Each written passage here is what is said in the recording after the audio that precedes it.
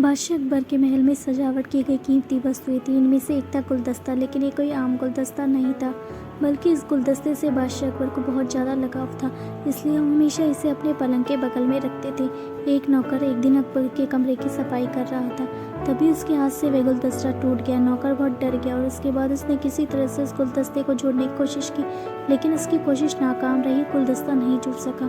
ऐसे में उसने सोचकर टूटा गुलदस्ता कूड़ेदान में फेंक दिया कि अकबर की नज़र उस पर नहीं पड़ी। कुछ देर बाद जब अकबर महल लौटे तो सीधे अपने कमरे में गए।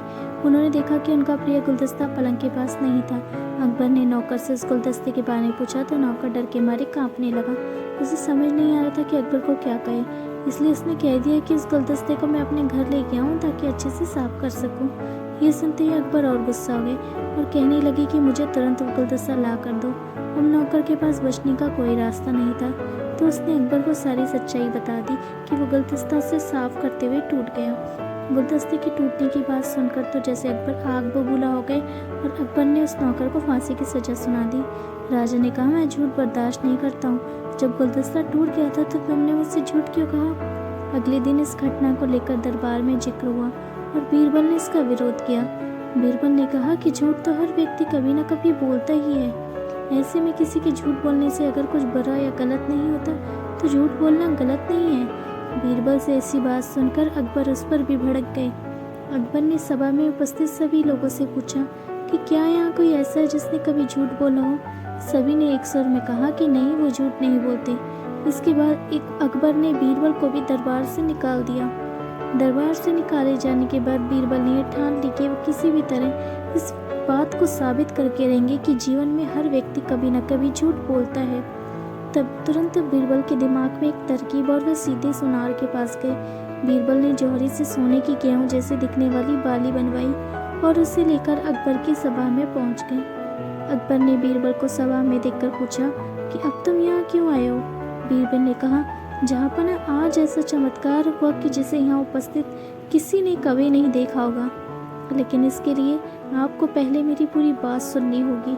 बीरबल की बात सुनकर अकबर और सभा में उपस्थित सभी लोगों की जिज्ञासा बढ़ गई। अकबर ने बीरबल को बात कहने की अनुमति दे दी। बीरबल बोले, जब मैं दरबार से निकलकर घर की तरफ जा रहा था तो मुझे रास्ते में एक सिद्ध पुरुष के दर्शन हुए। उन्होंने मुझे ये सोने की गेहूं की बाली दी है और कहा है कि जिस खेत में लगाओगे वहाँ सोने की फसल उगने लगेगी। इसे लगाने के लिए मुझे आपके दरबार के पास थोड़ी सी ज़मीन चाहिए। अकबर ने कहा, यह तो बहुत अच्छी बात है, चलो हम तुम्हें ज़मीन दिला देते हैं। बीरबल ने कहा कि जहाँपना मैं चाहता हूँ कि पूरा राज दरबार इस चमत्कार को देखे, इसलिए सभी मेरे साथ इस खेत में इस गेहूं को बोने के लिए चले। अकबर और सभी सभापति खेत पहुँच गए।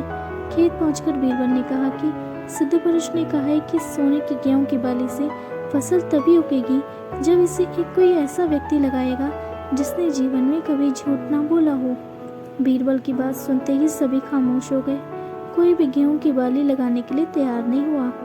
यह देख अकबर ने कहा कि क्या दरबार में कोई ऐसा नहीं है जिसने अपने जीवन में कभी झूठ ना बोला हो? इसके बाद सभी खामोश हो गए। बीरबल ने कहा, जहाँपना तो आप इस बाली को खेत में रोप दीजिए। बीरबल की बात सुनकर अकबर का सिर झुक गया।